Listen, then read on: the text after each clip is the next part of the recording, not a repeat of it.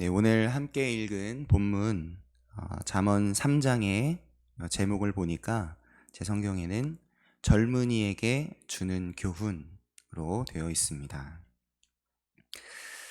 그런데 잠언의 저자가 오늘 처음 1절에서 이 교훈을 전해주는 그 대상을 말하고 있는데요. 모든 젊은이라고 칭하지 않고 1절에서 누구에게 이 명령을 지키라고, 이 법을 지키라고 권면하고 있습니까? 1절에 보니까 내 아들아 입니다. 네, 아들입니다. 그러면 오늘 잠언 3장의 제목을 젊은이에게 주는 교훈이라기보다는 아들에게 주는 교훈이라는 제목이 어울릴 것 같지 않으신가요? 나 저번 수요일에도 말씀드린 적이 있듯이 성경을 읽고 묵상할 때에는 성경이 쓰여진 당시 시대를 생각할 수 있어야 합니다. 잠언이 쓰여진 시대가 어떤 시대였겠습니까? 예수님이 태어나기 전보다 약 1000년 정도 이전입니다. 지금으로부터 약 3000년 정도 전인 것이죠. 어떤 시대였겠습니까?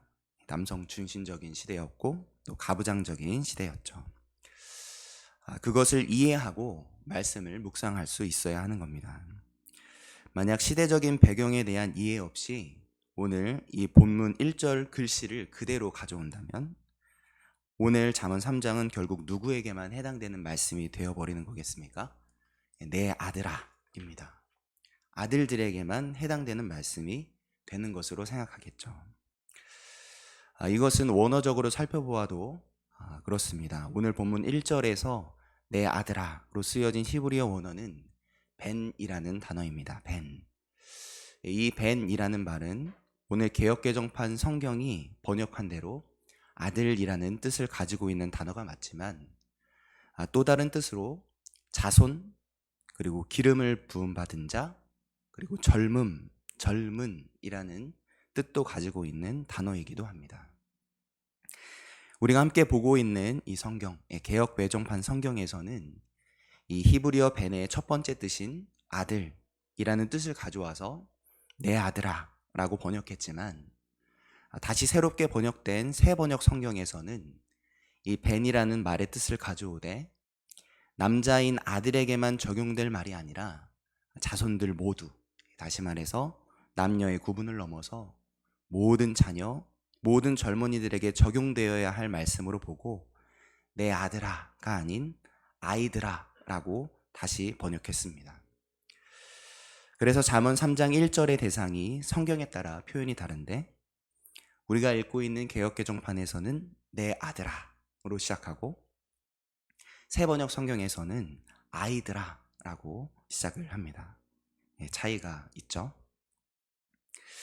만약 내 아들아만이 유일한 정답이라면 오늘 내 아들이 아닌 딸들은 이 잠언 3장은 어서 넘어가야 될 말씀이 될 것입니다. 그러나 저는 벤이라는 단어 안에 젊은 자라는 뜻은 그 성별을 넘어서 모든 일을 포함하는 뜻으로 담겨져 있기 때문에 저는 아이들아 라고 번역한 새 번역 성경에 한 표를 더해주고 싶습니다. 저는 이러한 시각이 우리가 자주 부르는 찬양에서도 필요하겠다고 생각이 들었습니다. 제가 좋아하는 찬양 중에 너는 내 아들이라 라는 찬양이 있습니다. 혹시 기억나시죠? 너는 내 아들이라 오늘날 내가 너를 낳았도다. 너는 내 아들이라 나의 사랑하는 내 아들이라. 아주 감동 있는 찬양입니다. 아시는 것처럼 이 가사는 성경 말씀을 그대로 가져온 찬양입니다. 그런데 만약 이 가사에 쓰여진 글씨대로만 우리가 이 찬양을 이해해야 한다면 어떻게 이해하겠습니까? 저는 남자이죠. 아들입니다. 그래서 이 너는 내 아들이라 찬양을 부르면서 나는 하나님이 사랑해 주신 아들이구나 생각하면서 기쁘게 찬양을 부르면서 은혜를 바로바로 누릴 수 있습니다. 이 찬양을 부르면서 은혜 받는 것에 아무런 문제가 됐고 꺼리낌이 없죠. 전 남자고 아들이기 때문입니다. 그런데 만약 제가 여자였으면 어땠을까요? 너는 내 아들이라. 오늘날 내가 너를 낳았도다. 너는 내 아들이라. 나의 사랑하는 내 아들이라. 여자라면 제가 이 가사를 어떻게 이해하겠습니까? 이렇게 생각이 드는 거죠. 아들이라고? 아유, 나는 딸인데. 우리 할머니, 할아버지만 그런 줄 알았는데 하나님도 아들만 좋아하시는 건가? 아무래도 이 찬양은 내가 아니라 저 옆에 앉은 저 남자애한테만 들려주시는 찬양인가 보다. 에이, 부러워. 이렇게 이해한다면 너는 내 아들이라고 부르는 이 찬양이 어떻게 은혜가 되겠습니까? 그러므로 우리는 이 찬양을 부를 때 쓰여진 글자 그대로 아들이라고 부르지만 그 안에 담겨진 우리 하나님의 사랑은 남녀의 구분을 넘어서는 놀라운 사랑임을 기억해야 하는 것이죠. 우리 하나님의 사랑은 성별을 넘고 나이, 출생장소, 또 집안, 우리들의 이념, 우리들의 관념의 벽을 뛰어넘어서 우리에게로 한 걸음에 다가오시는, 벽을 뚫고 다가오시는 놀라운 사랑인 겁니다. 우리가 그분의 헤아릴 수 없는 사랑을 알고 있다면 찬양을 부를 때 쓰여진 가사대로 너는 내 아들이라 라고 부르더라도 그 안에 담겨진 우리를 향한 하나님의 뜨거운 마음을 읽어낼 수 있게 되는 것이죠. 우리는 남녀를 구분하고 가사는 남녀를 구분하지만 우리를 향한 하나님의 사랑 앞에서는 우리의 그 구분은 의미가 없어지는 것이죠. 그렇기에 가사대로 너는 내 아들이라 라고 노래를 우리가 함께 부르지만 그 안에는 너는 내 딸이라 라고 외치시는 하나님의 따뜻한 음성이, 너는 내가 사랑하는 내 아이라 라고 말씀해 주시는 하나님의 그 말할 수 없이 따뜻한 음성이 우리들에게도 들려오게 되는 것입니다. 그렇습니다. 이렇게 우리가 하나님의 말씀을 읽고 묵상하고 우리들에게 적용해 갈 때 여러 가지 도구가 필요하겠지만 특별히 시대적인 상황과 배경을 우리가 이해하는 것이 중요합니다. 우리 만수교회 모든 성도님들은 성경 말씀 한가운데서 하나님을 늘 만나시되 시대를 넘어서고 이해와 또 문자를 넘어 우리들에게 사랑으로 다가오시는 놀라운 하나님, 성별을 넘고 차별 없이 조건 없이 사랑하시는 하나님을, 그 놀라운 하나님을 날마다 만나게 되시는 은혜가 있으시길 예수님의 이름으로 축복합니다. 자, 이제 준비가 됐습니다. 개역개정 성경 잠언 3장 1절이 말한 대상, 내 아들아, 그 대상을 넘어선 이해를 가지고 남녀노소 모두에게로 이 본문을 가져와 오늘 우리들에게 주시는 말씀으로 묵상할 수 있게 됩니다. 잠언 3장에서 저자는 우리에게 먼저 무엇을 부탁하고 있습니까? 지혜자인 부모가 자녀인 우리들에게 이렇게 말합니다. 1절을 같이 읽어보겠습니다. 내 아들아, 나의 법을 잃어버리지 말고 내 마음으로 나의 명령을 지키라. 아멘. 내 가르침, 내 법을 잊지 말아라. 그리고 너의 마음으로 나의 명령을 지키라.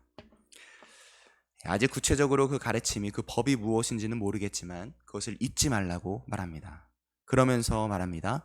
내 마음으로 나의 명령을 지키라. 여기서 마음이라는 말로 번역된 원어는 레브라는 원어인데 그냥 마음만 뜻하는 말이 아니라 중심이라는 뜻을 가지고 있는 단어입니다. 그래서 정서, 우리의 정서와 의지, 지성 모두 포함하는 광범위한 의미로 사용되는 단어가 이 레브라고 합니다. 그러니까 지혜자가 이렇게 말하는 것이죠. 나의 명령을 지키되 너의 정서, 의지, 지성, 너의 모든 힘과 정성을 다해서 나의 명령을 지키라 라고 말하고 있는 것입니다. 같은 맥락으로 3절에서 이렇게 말합니다. 우리 3절도 함께 읽겠습니다. 인자와 진리가 내게서 떠나지 말게 하고 그것을 내 목에 매며 내 마음판에 새기라. 그것을 우리에게서 떠나지 말게 하고 그것을 매일 매는 목걸이처럼 목에 매고 우리 마음판에 새기라고 말합니다. 그렇게 하면 어떻게 될 것이라고 합니까? 2절과 4절을 읽어보겠습니다. 그리하면 그것이 내가 장수하여 많은 해를 누리게 하며 평강을 더하게 하리라. 4절입니다. 그리하면 내가 하나님과 사람 앞에서 은총과 귀중히 여김을 받으리라. 아멘. 예, 놀라운 복입니다. 장수하되 해가 갈수록 평강을 누리는 해가 되는 복을 누리게 되고, 평강을 누리는 해가 되는 복을 누리게 되고, 하나님 앞에서 사람 앞에서 은혜를 입고 귀중히 여김을 받게 될 것이라고 합니다. 우리가 이 놀라운 복을 놓쳐서는 안 될 것입니다. 그러면 이 놀라운 복을 얻기 위해서 우리가 우리의 정서와 의지와 지성을 다해서 지켜야 할 명령, 마치 우리가 목걸이처럼 우리가 늘 가까이 해야 하고 우리 마음판에 새겨 넣어야 할 그 법과 명령이 무엇일까요? 5절부터 7절 그리고 9절까지 읽겠습니다. 5절부터 7절을 먼저 읽겠습니다. 너는 마음을 다하여 여호와를 신뢰하고 내 명철을 의지하지 말라. 너는 범사의 그를 인정하라. 그리하면 내 길을 지도하시리라. 스스로 지혜롭게 여기지 말지어다. 여호와를 경외하며 악을 떠날지어다. 그 다음 9절을 읽겠습니다. 내 재물과 내 소산물의 처음 익은 열매로 여호와를 공경하라. 우리가 새기고 살아야 할 명령이 무엇인지 감이 오시죠? 우리가 지켜야 할 명령, 오늘 지혜자가 가르쳐주는 법, 우리가 늘 가까이 하고 해야 하고 마음판에 새겨야 할 명령은 바로 이것이었습니다. 5절, 너는 마음을 다하여 여호와를 신뢰하고 내 명철을 의지하지 말라. 어떻게 해야 합니까? 이제부터는 내 똑똑함을 의지하지 않는 겁니다. 그 대신 내 온 마음을 다해서 내 하나님을 신뢰하면서 사는 것입니다.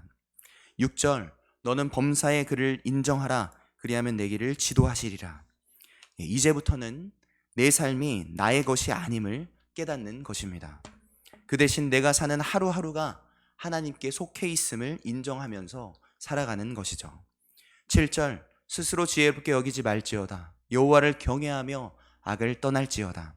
이제부터는 나 자신을 지혜롭다고 생각하면서 내 생각대로 사는 악에서 떠나는 겁니다. 그 대신 오직 참 지혜이신 하나님 앞에 엎드리며 사는 것이죠. 9절, 내 재물과 내 소산물의 처음 익은 열매로 여호와를 공경하라. 이제부터는 내가 가진 재물, 소산, 그 모든 것이 내 것이 아님을 인정하는 것입니다. 그 대신 내 모든 소유가 하나님께서 주신 선물임을 고백하며 하나님만 공경하며 예배하며 사는 것이죠.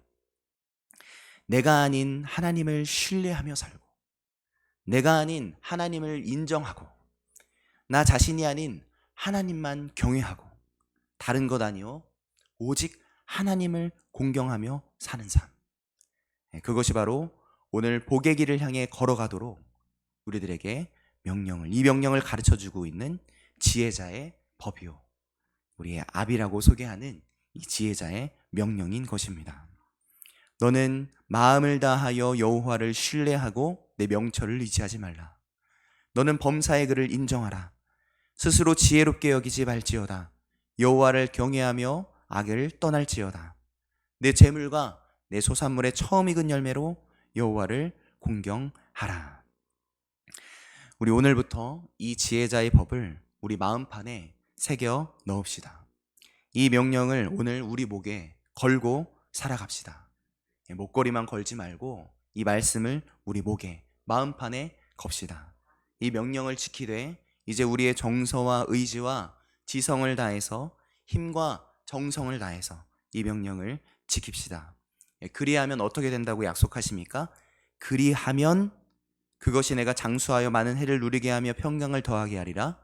그리하면 내가 하나님과 사람 앞에서 은총과 귀중히 여김을 받으리라. 그리하면 내 길을 지도하시리라. 그리하면 내 창고가 가득히 차고 내 포도주 즙틀에 새 포도즙이 넘치리라. 약속하십니다. 오늘 이 지혜자의 명령을 우리들 하루하루의 삶 속에 소복히 담아내실 수 있길 바랍니다.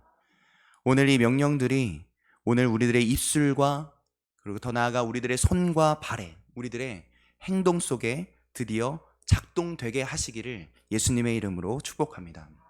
하나님을 신뢰하고 하나님을 인정하고 하나님을 경외하고 하나님을 공경하며 살아내시길 바랍니다. 그리하면 오늘 약속된 이 그리하면의 복, 하나님이 이끄시며 지키시며 보호하시며 채우시는 놀라운 복이 우리 모두 가운데 있게 될 줄 믿습니다. 이 놀라운 복이 오늘 우리 모두 가운데, 우리 모든 가정들 가운데 가득히 있게 되시길, 저와 여러분 그럼 모두 되시길 예수님의 이름으로 축복합니다. 아멘. 기도하시겠습니다.